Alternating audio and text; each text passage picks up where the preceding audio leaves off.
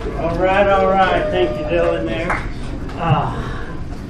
8 or 9 days from now. Y'all just hang in there. Spring break. Yeah. Remember, you can do it.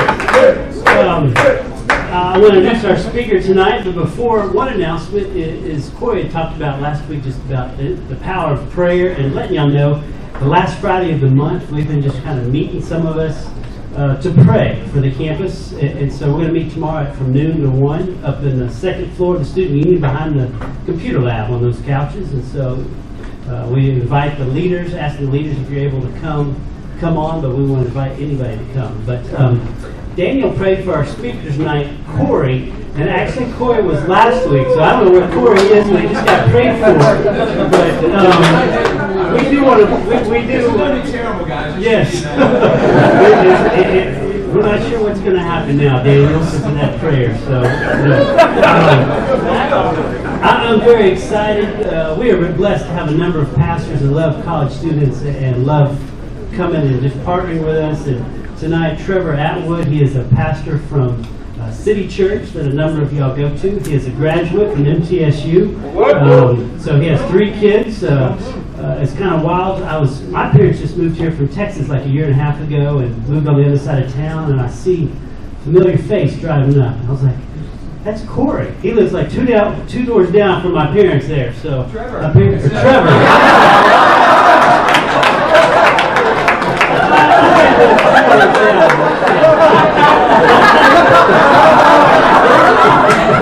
Trevor, are you sure your middle name's like Corey, or you're supposed to be called Corey?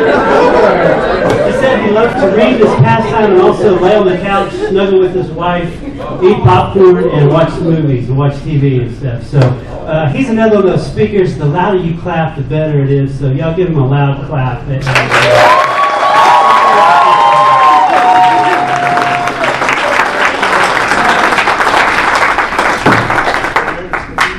I don't know how in the world you confuse me with Corey. He can... Yeah, Trevor! Yeah, exactly. Yeah.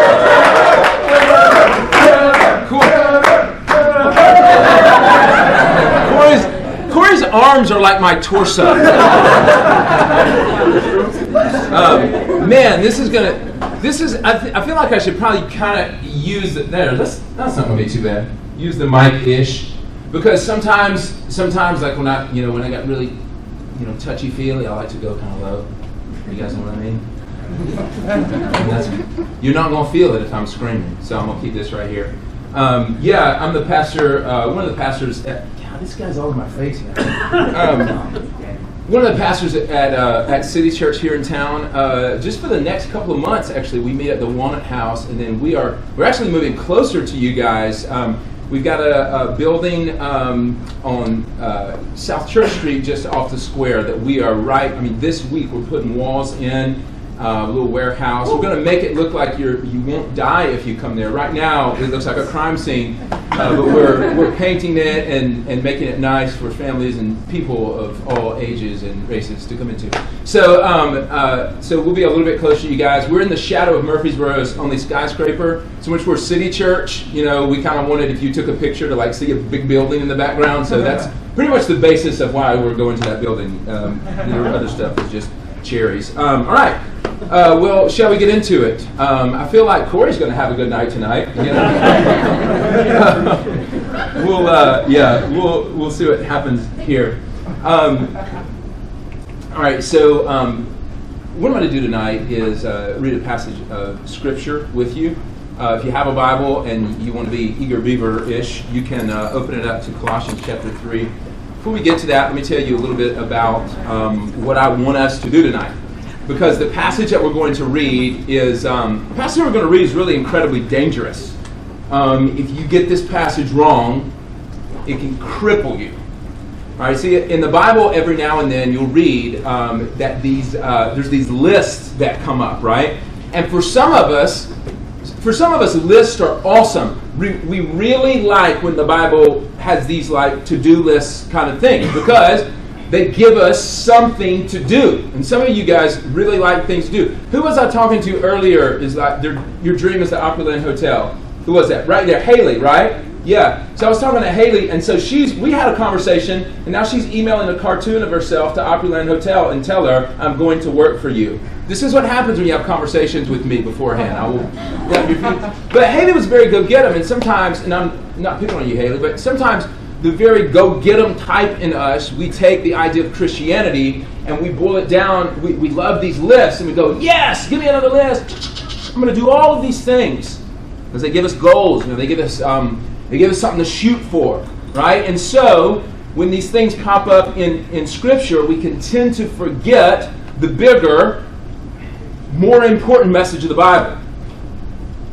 That is that you are incapable of getting the list right without first and often, over and over and over and over, remembering what God has done for you. All right? And look, can we just be honest for a minute? All of the promises to stop masturbating, to quit talking about your friends behind their backs, to stop making yourself throw up after you eat, and generally all of the promises that you make to yourself to make yourself a better person, they might work for 2 weeks and then you're back at it again. And you know what? Sometimes that's frustrating, and sometimes it's just stinking depressing. Your personal resolution to change is not going to work. It's not going to work. So here's what will happen. You're either going to promise yourself that I'll just get it together, right? Next time. The problem with me is I just didn't figure out how to go about this the right way. So next time I'll get it together. Or I'll get it together later in life, I'm just a college student. Or you'll simply resign yourself that all of your faults are just who you are. And you'll just own it. So I want to show you tonight, all right, where deep change, where it really comes from. And then I want to give you tonight a helpful tool, a kind of way to think, kind of way to process that's going to help you in this quest, right, to change, okay? The part of the Bible I'm going to read is a chapter, Colossians chapter 3, that summarizes change, okay? And on one hand, this chapter is incredibly deep. It's very spiritually profound, right? On the other hand, it's amazingly simple. It's like a step-by-step instruction manual. And incredibly in this passage, each one needs the other, right? The incredibly spiritually, doctrinally deep needs the amazingly simple, and vice versa. Right? Because if all we had was the deep, profound theological assertions, we'd never really be changed because we'd never understand what those things were saying about our real lives. It'd be very disconnected. And if all we had was the to-do list without the theology, then we're left with nothing more than what we always have had when we've ignored the theology, and that's just frustrating instructions that really don't change us at all. All right, now, those are all good and depressed. In comes the hope, okay? Colossians chapter 3. You can read along in your Bible. I think we're going to have, slides up on the screen, so whatever floats it, and I'll read it in a very engaging way so that you stick with me. All right, here we go. We're going to read first 10 verses of Colossians 3. If then you have been raised with Christ, seek the things that are above, where Christ is, seated at the right hand of God. Set your mind on things that are above, not on the things that are on earth. For you have died, and your life is hidden with Christ in God. When Christ, who is your life, appears, then you also will appear with him in glory. Okay? That's the theological depths right there. Do you hear all that stuff? Like, appear with him in glory? Hello? How do I use that, in calculus? Okay? Here we go. Now, how do you do anything in calculus? All right. Okay, so here comes the practical part. All right, here we go. Put to death, therefore, what is earthly in you: sexual immorality, impurity, passion, evil desire, covetousness, which is idolatry. On account of these, the wrath of God is coming. In these too you once walked, when you were living in them. But now you must put them all away: anger, wrath, malice, slander, and obscene talk from your mouth. Do not lie to one another, seeing that you put off the old self with its practices, and to put on the new self, which is being renewed in knowledge after the image of its creator. All right. Did you see in verse 2 where the Apostle Paul writes, set your mind on things above? All right? So I want you to grab that little piece of this. Set your mind on things above. He's not only saying, I want you to understand like something heavenly, Okay, something ethereal, something spiritual. He's also saying you will never be able to make all of the changes that I'm writing about here in this list without first somehow getting your mind around this truth about God that I'm about to drop on you. Okay? In other words, theology is pointless if you cannot organize it in such a way in your mind that you can call it up frequently. Set your mind, right? This is always, this is an ongoing call from the Apostle Paul to put your mind somewhere. Which means if what you know about God is not organized in some way that you can easily go and grab it and think about it, then it'll never change you. Especially in those moments of insanity where you're ready to quit on change or on life or on any endeavor where you're seeking to be better. All right? Because until you change your motivation for change, your change is never going to stick. So first, I'm going to give you a simple way to organize this. All right? I'm going to give you three ways, compartments in your mind to kind of understand this. All right? So here it is.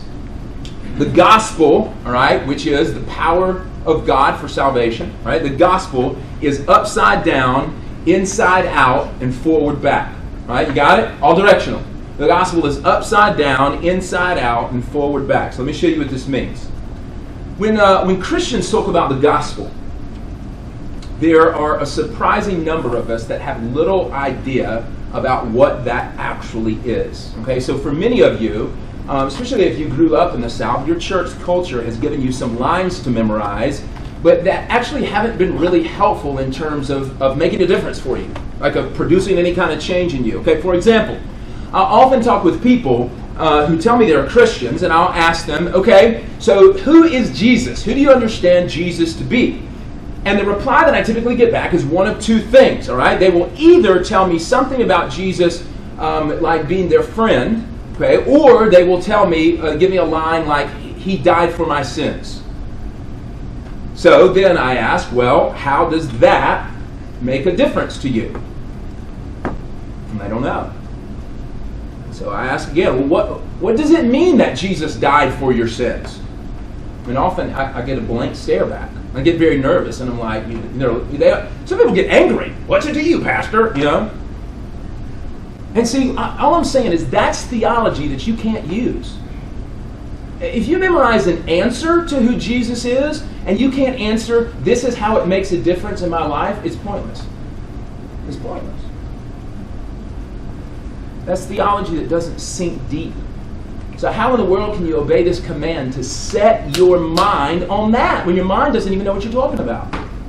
How can that change relationships? Like how can Jesus being your friend or knowing that Jesus died for my sin but not understanding it, how can that change your relationships? It can't. It has no power to. And see, the gospel is not that Jesus is your friend. It's not that Jesus is a good coping mechanism for you. The gospel is not even that Jesus simply died for you.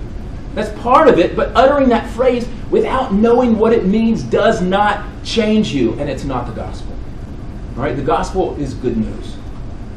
And you have to hear it, and you have to think about it often, okay? Because it's tough, to come in here to Crew or to come in, to wherever you go to church and you go to a weekly church service. It's tough to just go in there and take a quick hit of truth and then just get it and have it make a difference, right? It has to sink in. You have to set your mind on it. You have to have a community of people that remind you of it, okay? So here's the gospel in brief, all right? The theological truths that will change you. And the gospel is God with us, God for us, and God ahead of us.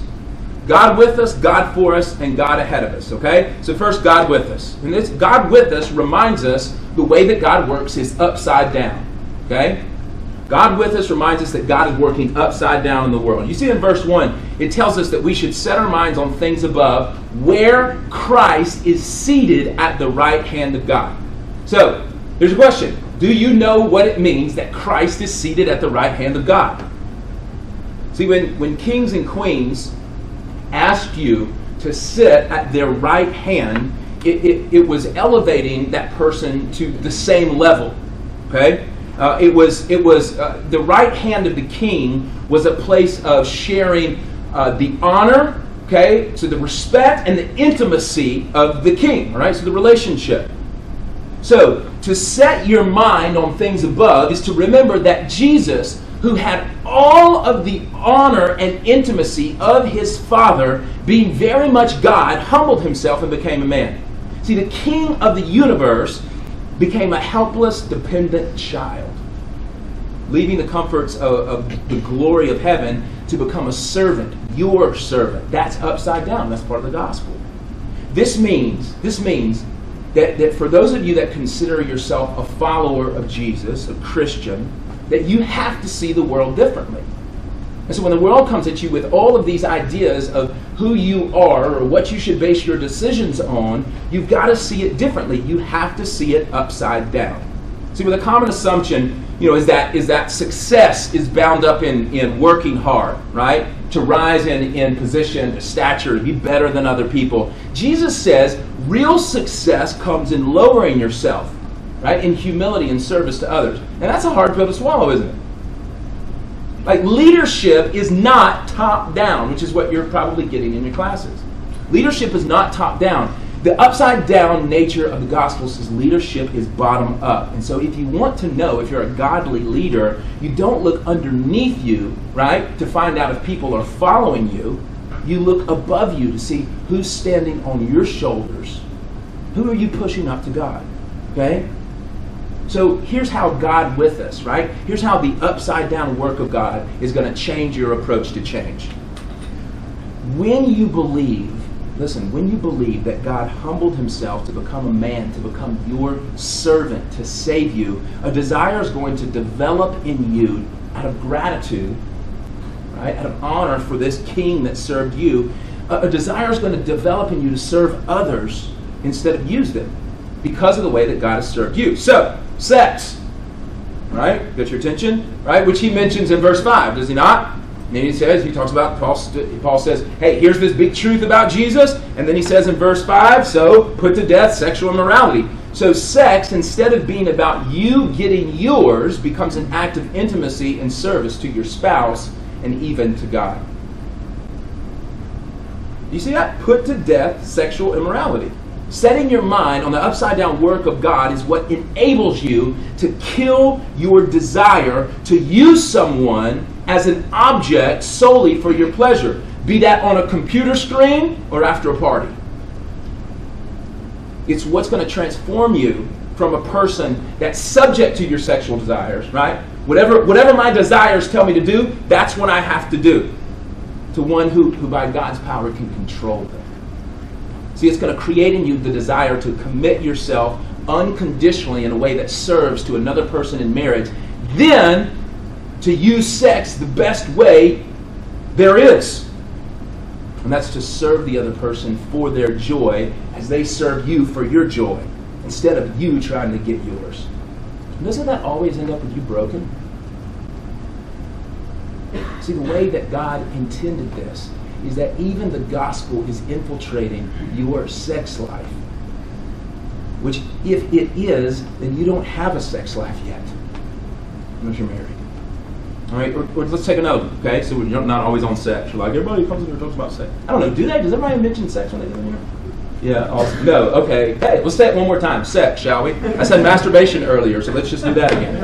All right, you're very uncomfortable right now. You're rubbing the back of your neck. You're like, she's red. She's like, oh my gosh. You should come to my church. I mentioned it about 6 more times. Okay. All right, so let's move on to slander. Okay, slander is not sex. All right. Slander in verse 8. Look, watch this. I'll show you how to use it again. When you're leaving, I'm sorry. I know. Okay. Everybody look. Look, y'all pray for Corey right now. All right.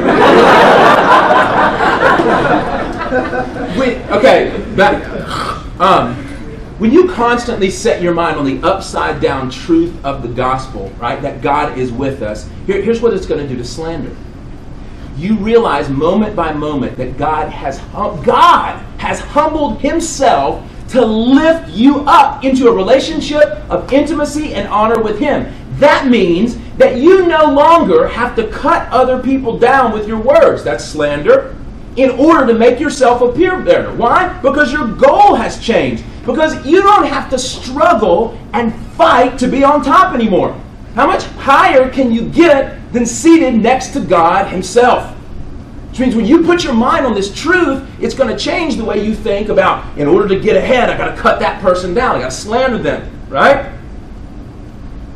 Now your life's goal, instead, thinking upside down, if you set your mind, now your life's goal is not to climb high, but it's to let other people stand on your shoulders, not to see their own glory, but to see Christ as you serve them the way Christ served you. But you'll never do that if you don't set your mind on the upside down work of the gospel. You'll never do it. Because there's a lot louder voices in your life right now that are telling you the world works top down. God created the world upside down. And there's a lot of broken people that are telling you this world is top down. All right? Okay, I told you there's 3 parts of the gospel. Here's the next one. The second part of the gospel that enables you to put sin to death is the cross, right? It teaches us that God is for us, okay? Jesus was in our place. God for us reminds us that God is working inside out. Okay, so that's the motion, inside out. God for us reminds us that God is working inside out, right? Look at verse 1, 3, and 4. I think they're going to be all up on the screen together. Yeah, look at that. That's wonderful. So Paul's making a point here to be sure that you know that when you trust Jesus, right, when you put your faith in Jesus, that you are united to him in a spiritual sense, okay? Putting your faith in Christ puts you in Jesus and Jesus in you, okay? So look at this. You have been raised with Christ. You see this? Together, united. All right? You have died and your life is hidden with Christ. Christ, who is your life. You will appear with him. You see all this? Everything is glued together with Jesus. You know what Paul's doing? You know why he's making this point? It's because understanding, listen to this, understanding who you are is crucial to how you act. Crucial. Knowing who you are connected to is going to change what you do. It's why you do everything you do. You guys ever watch Looney Tunes? Man, I know. So yeah, y'all seen that? Bugs Bunny and the gang? They're really weird if you watch them now. Weird stuff happens in them that's different from the kind of craziness that happens in, anyway. You ever watch any of the Looney Tunes cartoons where the stork is delivering the animal babies? Y'all ever seen that one?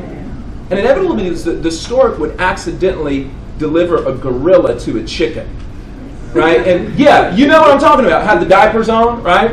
And for some reason, the stork was always drunk, which now seems very odd for a children's cartoon. But that's what I'm talking about, right? And people were always carrying guns in this cartoon. I don't know. Anyway, so this gorilla would grow up because he was delivered by the stork, right? This gorilla would, because they didn't know about sex. This gorilla would grow up thinking that he was a chicken. So you know what the gorilla did?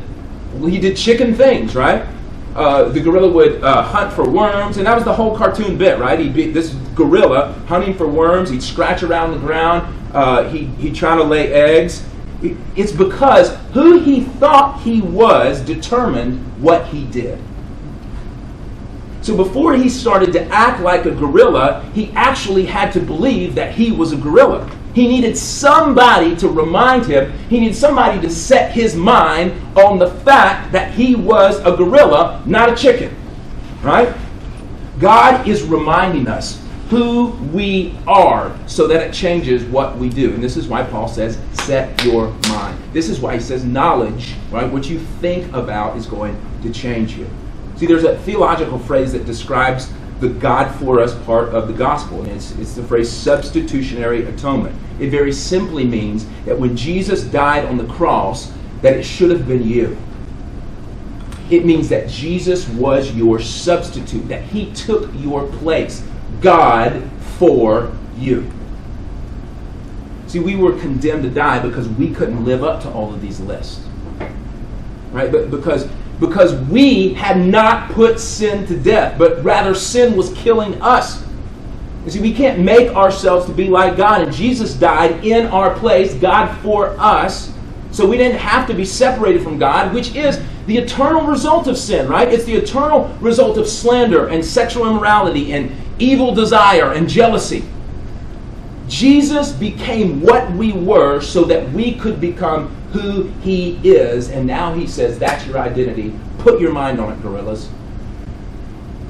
See, that truth, that Jesus switched places with you, that fundamentally, before you lift a finger, fundamentally, completely redefines who you are. See, you are not now sinners condemned to death because Jesus took your place, God for you. Right? We are now not enemies of God because Jesus took our place for us. Now the Bible says that you're children of God. It calls you adopted into his family. It says that you are not now dead, but you are alive in him. It says you are no longer sinners, but you're saints before you had a chance to lift a finger and do anything. Because everything you do will flow out of who you believe you are. Look at verse 6 and 7. See, Paul doesn't list these sins to put to death and say, uh-oh, you better hurry up and get this list right before God notices.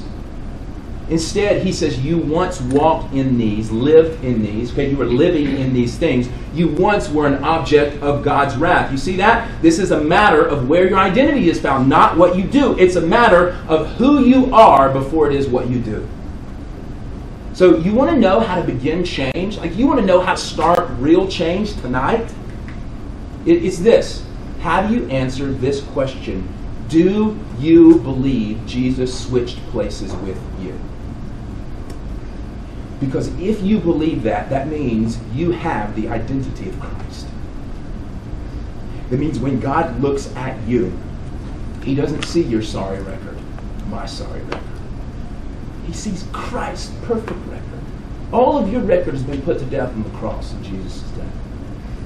So either, like verse 4 says, Christ is your life and he defines you, or, like verse 7 says, sin is your life and it defines you. Chicken or gorilla? Which is it? Who are you?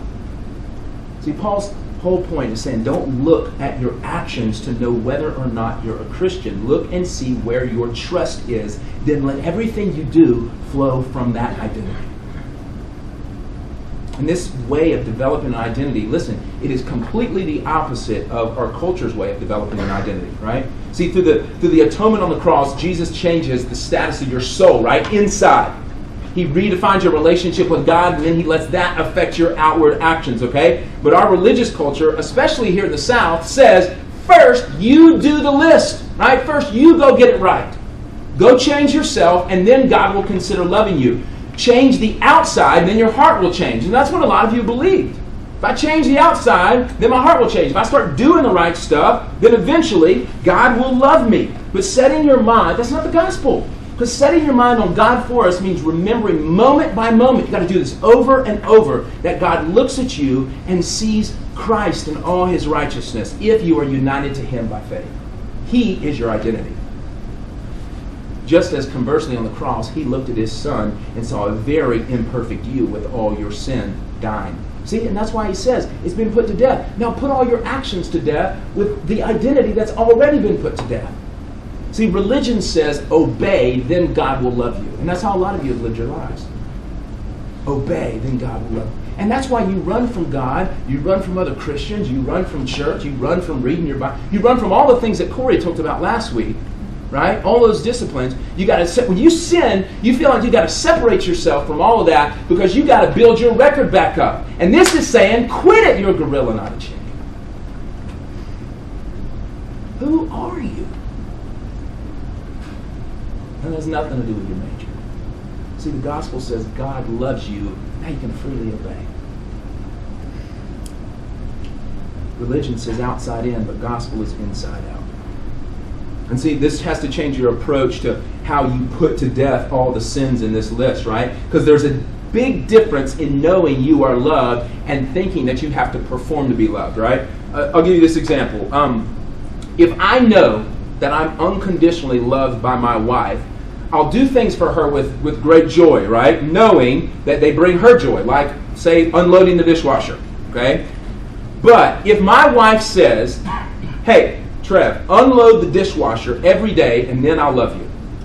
Right? You keep unloading the dishwasher and I'll stay. Well, I might do it then, but the only reason I do it is out of fear that she's going to leave me if I don't. And so I walk in this constant state of a pressure to perform for her, don't I? Then I'm not in a loving relationship. I'm being used, right? What does she really want from me? To unload the dishwasher. See, God for you gives you the ability to respond to the commands of God out of gratitude and joy that's formed inside you because you've been given a new identity. You're a loved and forgiven child of God, and that's completely different from religion. All right? Here's the last truth in the gospel to set your mind on. It's the resurrection, or as we'll call it, God ahead of us. Okay? And God ahead of us reminds, here's the direction. Forward, back. Forward, back. Okay? See, the problem that we've got with our new identities, right, and you guys could probably identify with this, the problem that we have with these new identities that says, you're righteous, you're holy, the Bible calls you a saint, and you're like, but look what I just did yesterday. Sometimes we have trouble believing that we have these new identities when we don't look like the list, right? You ever struggle with that? What happens when, I believe the gospel, yet I still find myself in a struggle with, sexual immorality or obscene talk or anger or one of the other things on this list? Or what happens when someone slanders you? What happens when somebody sexually abused you? What happens when somebody sinned against you? What's your hope? And that's why Paul draws our attention not only to what has been done for us, right? God with us and God for us, but he also causes us to look forward and set our minds on the future, right? God ahead of us, the resurrection, and bring that promise back into our daily lives. See, Jesus is saving the world in stages. When Jesus came to earth the first time, it was to deliver this death blow to sin and death, right? When Jesus died on the cross, you remember what he said? It is finished, over, done, I'm through. But see, the very next day, even his disciples got up and they sinned. They walked in unbelief. They had trouble believing that Jesus' death actually accomplished anything. After all, people still hurt each other. We still died. The Roman government still had a death warrant on their heads. And then came the resurrection, right? Jesus got up out of the grave. See, death no longer had authority over him. And everywhere that Christ had humbled himself, right? God with us, getting up under us, but everywhere that Christ had humbled himself, now he was exalted, lifted up. Now he's a king, right hand of the Father. Where he'd been a servant, he was resurrected as a king. See, Jesus died as a humble substitute to serve us. And then he resurrected as a king to lead us. That's God ahead of us. But here's the question, where's he leading us? To be better people? No. The Bible says to be a part of new creation. See, Jesus' resurrection is a promise. That's what God ahead of us is. Take a look at this verse right here. It's one of my favorites. 2 Corinthians 5:17. It says, if anyone is in Christ, he is a new creation. The old has passed away, behold, the new has come. I'll tell you just a little thing about this. So you see where it says he is a... Those words are actually not really there. Right? And I don't want to freak you out about the Bible. They put those in there to smooth out this verse. Okay? So it is very true that if you trust Christ, that you personally are a new creation. That's very true. Okay? So this is not a false statement. But in the original language, in the Greek, which is what the New Testament is written in, okay, all the original manuscripts, he is not in there. You know what it says? It says, if anyone is in Christ, new creation. You know what that means? That this is actually bigger than just you being like a new, different person. This is wrapping you up in everything that Jesus says he's going to do when he comes back again. See, because we're in Christ, we're united to him by faith. Because he is who we are, his resurrection is a promise that we'll resurrect and be a part of what he's coming to do, which is fix everything that's wrong with the world. Jesus says, all things new. You can read in Revelation. All things new. And so this idea is that because of Christ, because your trust is there, that there is nothing that is now broken. There's no sin you've done, and there's no sin that's been done against you that Jesus is not going to. And I know this is kind of mind-blowing. When he comes back, that it's not going to be fixed, undone. See, this is a call up into all things new. This is not just like, hey, you're going to be a changed person. That's too small for God. This is you are a part of something huge. And that's why if you're living your life as some individual personal project for God, you're not reading the Bible. And your mind is not on forward back. Paul says that we should view our resurrection as such a sure thing that he refers to it in the past tense in verse 1. You see this? He says, if you have been raised with Christ. Now, how does that make a lick of sense? How does that make a lick of sense? Nobody has died and resurrected, right? He's writing these like to living people, right? They're not reading this after they're dead. Why does he say you have been raised? It's because he's saying Jesus has already been there. This is forward back. Jesus, in his resurrection, that's the stamp. That's like a receipt that was given to you that says everything I promise will be for real. I'm making all things new. Can you imagine what this means for you? This means that all the pain, all the brokenness that you've ever experienced, this life is going to be like it's going to be like the prick of a pin compared to new creation. Like I put it to people this way: you ever have a dream that's just ridiculously bad?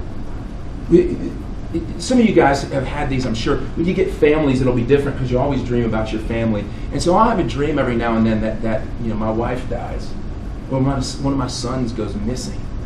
All right, and that's a hard dream. What do you do when you wake up from a dream like that? You know what I do? Britt said I like to snuggle, right? Or Corey does, one. I'm not sure which one of us is. What do you do when you wake up from a nightmare like that? You know what I do to my wife? I had a dream she died. Snuggle time. Hello?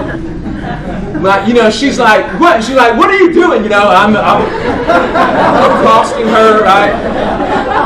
And she's like, it always ends up with sex. All right. So, I don't know why that's like the buzzword tonight. But that's what I do. Look, with my kids. Imagine dreaming that one of your kids has been kidnapped. You know what I do? First thing, man, I bolt up out of my bed. I run to their bedroom. I want to see their little sleeping bodies in their bed. You know what that nightmare is like when I have the reality of my wife really there and my kids really there? Yeah, it's like nothing. And you know what it does? I appreciate all the more the reality of them there. Every bit of brokenness and pain brought on by sin in your life, forward, back, all things new, says it's going to be like a pinprick, and you are actually going to appreciate the presence of Christ even more. That's forward, back. It changes everything. It changes everything. Because you know what? It does this. Here's the real practical way you use it. It's going to keep you from expecting perfection from yourself and from each other, because we know that perfection's not here yet, that perfection's ahead of us, right? Jesus coming back. But it also is going to make you long for this foretaste of a world that isn't broken by sin. Like, even that explanation, don't you kind of wish it would just come? My kid, my 7-year-old, right before he's about to get the spanking, he says, I wish Jesus would come back right now.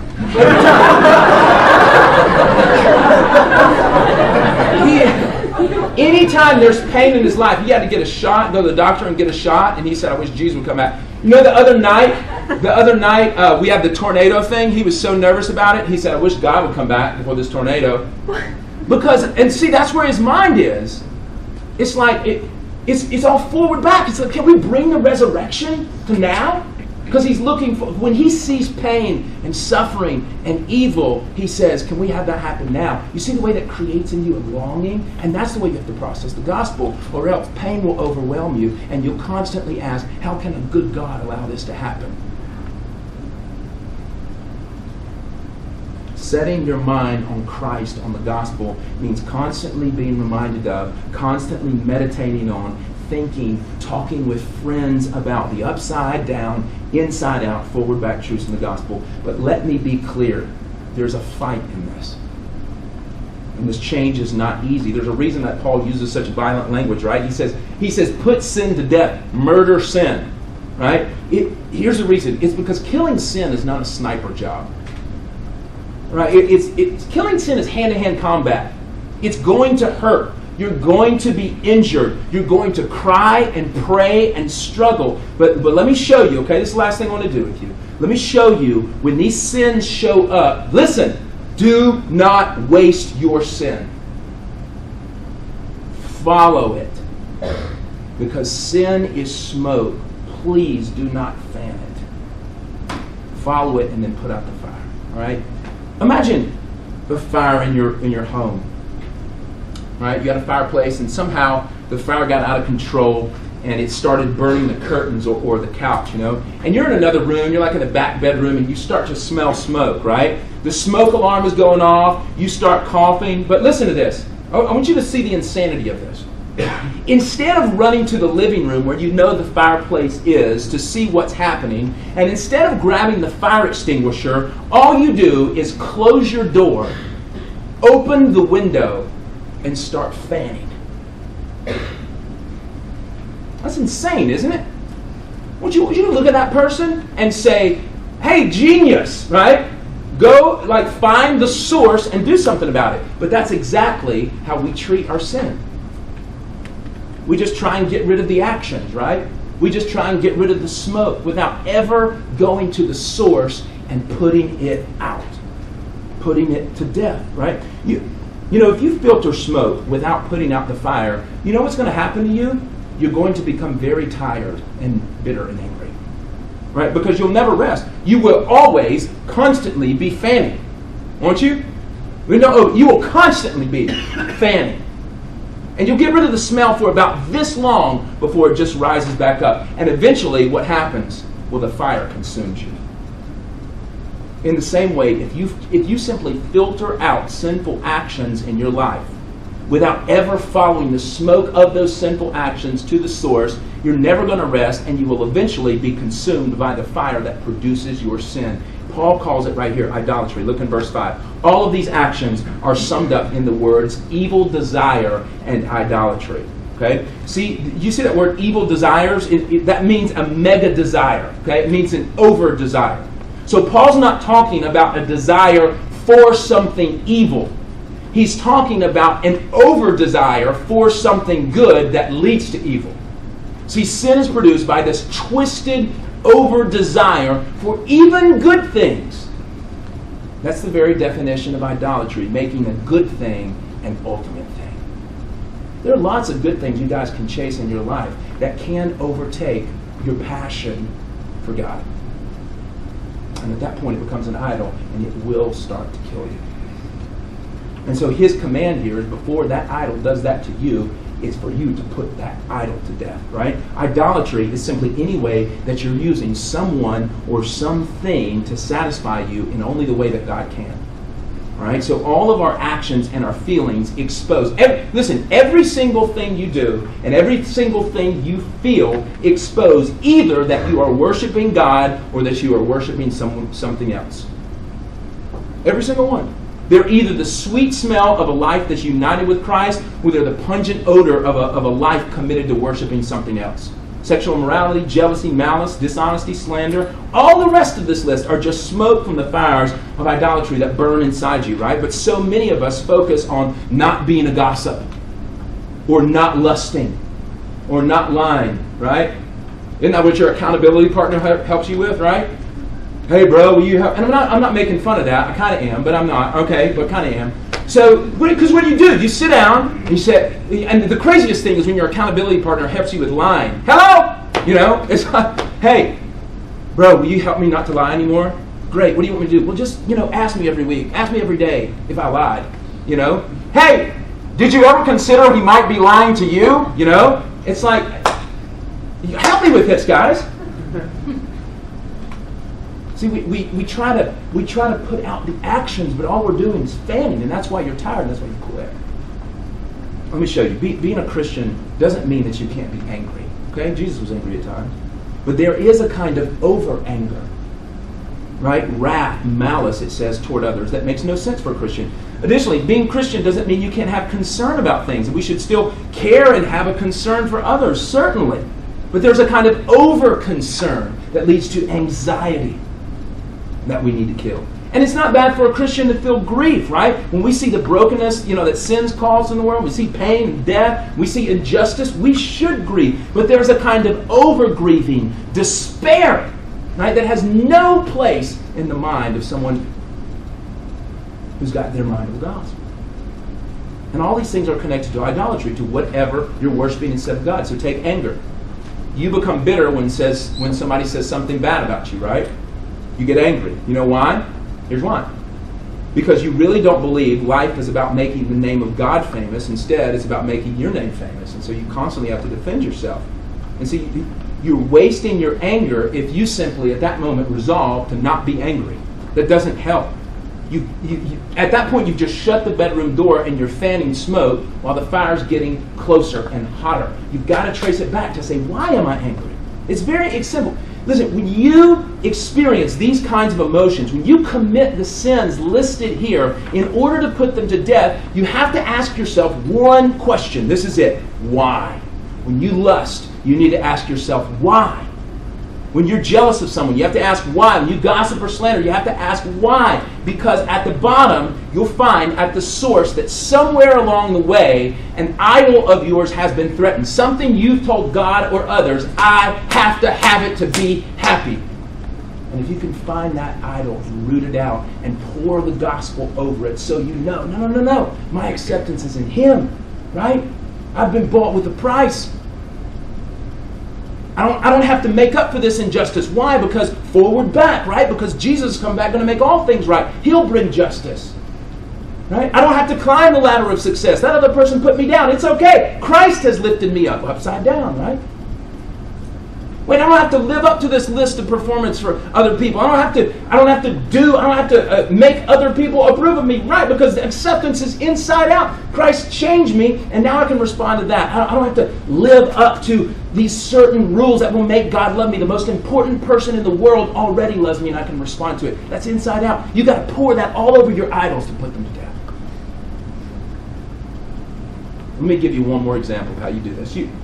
Maybe you find yourself lying to people, right, to protect your image.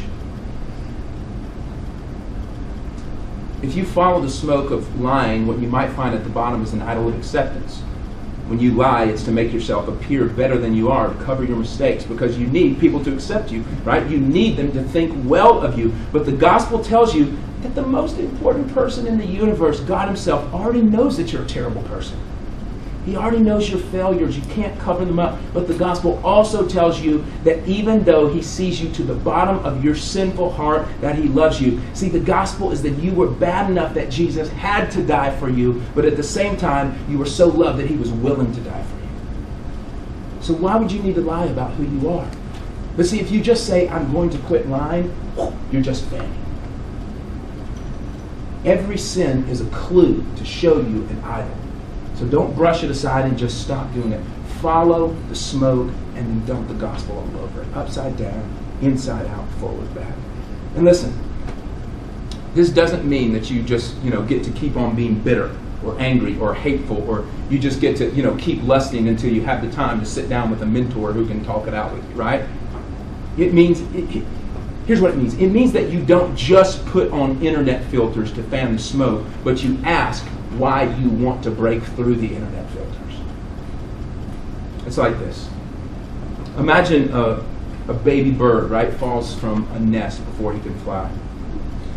And when he hits the ground, there's a fox a few yards away ready to pounce on him. Now, we don't know what the fox says, but he's there.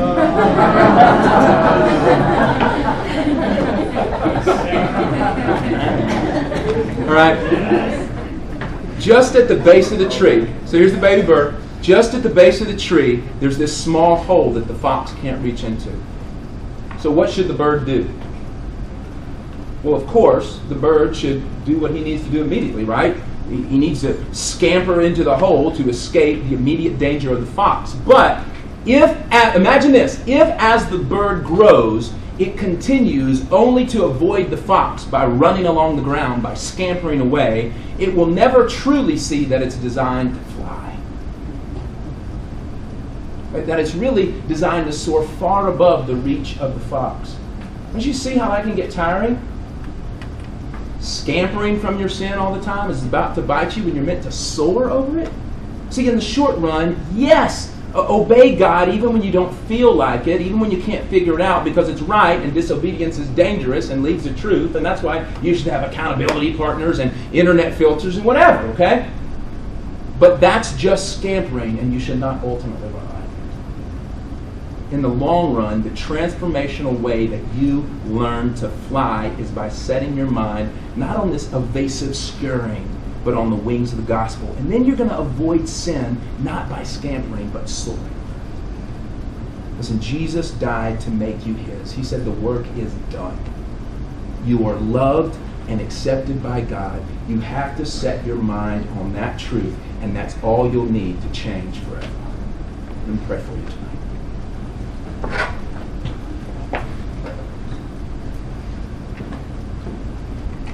Heavenly Father, whatever it is that you want to do with these students, I pray that you'll do it. God, I know even just with the sins that I read in this list in Colossians, that there's a number of people tonight, when I said it, who felt their heart leap and wondered if I knew their sin. Wondered if like Britt or Rob or somebody sent me an email that said, hey, can you talk about this tonight? Because I know we got this person who's engaged in all this kind of activity. And the truth is I don't know everybody's sin in here. I don't. But you do. And here's what I pray that person would realize tonight, Lord, that you see their sin, you have seen their sin, but you have not rejected them, Father. And that the way for them to come to you is not to fan all the smoke out of the room and then act like they have some kind of righteousness that's acceptable to you, but come to you even now, even tonight, in all their sin and say, I believe. Because it is faith in your Son that will change them. It is faith in your Son, in the gospel, the upside down, inside out, forward back truth of what Christ has done and has promised to do. It is faith in Him that will start to change forever. And only setting our minds on that will get us anywhere. And so tonight I pray that person would not run from this room and try to fan sin out of their life again, but would admit tonight that tonight they would talk to Britt or to Rob or any of these leaders or grab me and say, I need to talk about and confess what's happening in my life and embrace Christ as my Savior. Father, thank you for the way that you love us. As we sing tonight, let it be from hearts that have set our minds on the truth of the gospel. And I pray that you'll give these students, Father, a framework to think in their mind, something to set their minds on that will free them from the frustrating, depressing past